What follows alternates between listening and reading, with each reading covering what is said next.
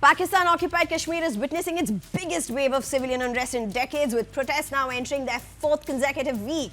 Led by the Joint Awami Action Committee or JAAC, thousands of people, including women, school children, families, continue to stage sit-ins across the region, with Rawalkot emerging as the epicenter of the agitation. Protesters have also raised Azadi slogans, while Pakistan stopped an opposition convoy headed to PoK. The JAAC or the JAAC, formed in 2023, is an umbrella body representing civil society groups, traders, students, social religious organizations. It has now been banned by Pakistan under anti-terror laws. Well, I'm being joined at this point by Lieutenant General Sanjay Kulkarni, a defense expert. Thank you very much, sir. Good evening. Let me just straight dive into the big question, what's happening in PoK? There have been waves of protest in the past as well.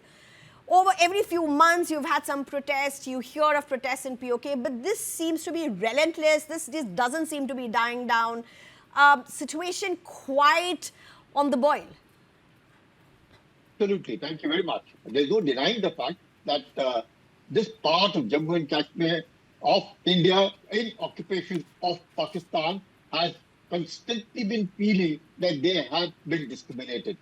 Even though from the 12 seats which they feel almost leads to the power moving into the hands of Islamabad and Rawalpindi rather than the people over there. That's the first thing.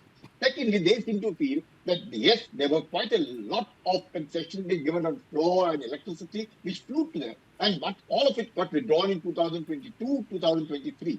Subsequently, also now, they feel that the governance of the entire Azad Kashmir, as we call it the Pakistan-occupied Kashmir, they call it the Azad Kashmir. Now, that part of Azad Kashmir has been feeling all along that first and foremost, the demographic change.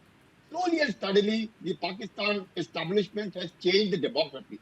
Where there were more Shias in numbers, slowly and steadily we find that people from Punjab and all over had come and settled down there.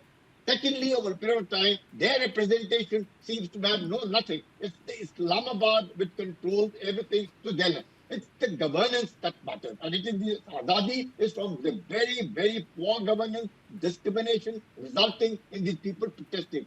That is where we find that the Joint Awami Action Committee has now said enough is enough. Now is the time to state that again they promised July 27th elections, let's go through these elections, and subsequently thereafter, nothing. They are not willing to accept it. They have come on the road and they are now protesting very, very strongly that this discrimination by the Punjabis in Islamabad will not be acceptable to the people over there. And most of them are now looking towards India to be able to say that look, the way the Indian part is being governed, and look at the way the Kashmir is being governed, and look at the way they are being governed.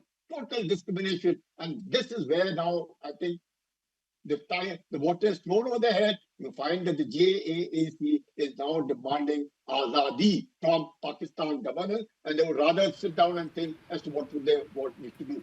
Most of them want to join India, but then India is wait and watch. Let's see what happens over there. But sure enough, there is discrimination. You now know the Bangla Dam over there, the electricity is all over there, yet they have to pay huge cost for the electricity. The kind of concessions that they got for their floor has been removed, so they have to pay a huge amount. Obviously, Pakistan is in crisis, economic crisis, it goes without saying, but this discrimination, the use of them and not being given to the people of their Azad Kashmir is what is a problem area. And therefore, Pakistan is on boil. You know, you have Azadi slogans, you have freedom from Pakistan, you have go back Pakistan army slogans that are coming in. And as I said, these are, you know, you've had these in the past as well, but this has just been continuous over 4 weeks for now. Simple things, you know, people wanting subsidized wheat, people wanting subsidized electricity. From what we are even getting to know about, you know, they're demanding for the 12 reserved assembly seats to be abolished, the demands around that, greater share in, you know, what is rightfully theirs when we talk about hydropower royalties. Just what at the surface of it seems just basic demands. And then on the other hand, you have a complete clampdown by Pakistan government, which doesn't even allow its opposition team members to reach. Even the opposition is stopped from entering PoK, the Pakistan opposition. Absolutely. See, the 38 points of which you highlighted the major point, the major goals of discontentment between the two of them.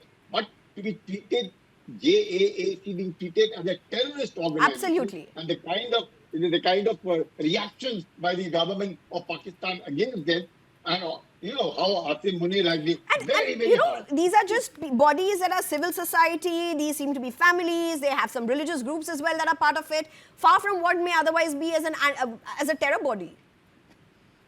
And this, not only this, all this goes right from 47.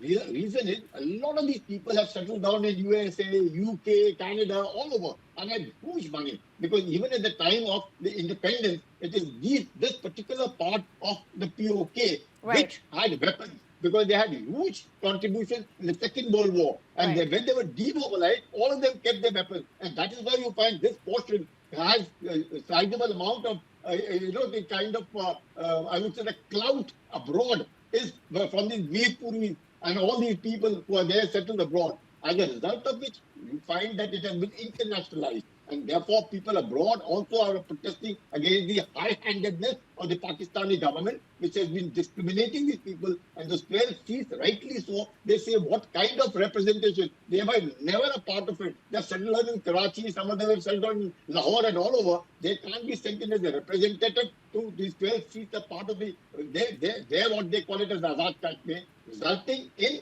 a total lopsided governance in which Islamabad plays a great role rather than the local people. Hence, now the JAAC has come out openly that this is not acceptable to them. The governance has led to poor education, poor literacy rates, whole lot of it, though, and nothing that they're getting despite the contribution that they have made during their independence, and hence the problem in PoK. Right. Lieutenant General Sanjay Kulkarni, so much more to talk, but thank you for breaking this down for us. Thank you for your time.